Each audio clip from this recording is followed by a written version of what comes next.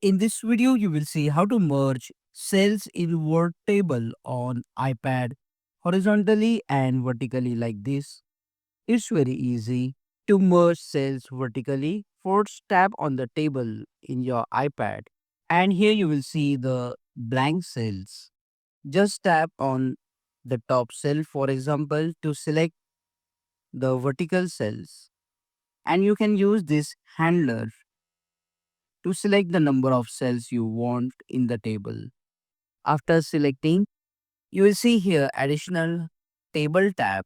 Just tap on this option and under this option, look for this symbol. Tap on the drop down. This is a merge option and then select the option merge cells to merge the table cells vertically. Similarly, for merging table cells horizontally, now tap on the blank cell you want and then use the handler to select the cells horizontally. After selecting, go back to the table tab and under the merge drop down, just select the option merge cells.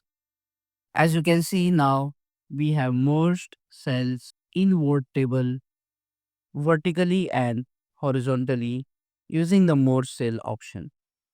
In case if you have resized the table and as you can see the numbers are not aligned at the middle of the table. To align them at the middle of the table, just tap on the table, tap here on the anchor point to select the table. Under the table tab, select this option middle and all your data will be aligned at the middle of the cell.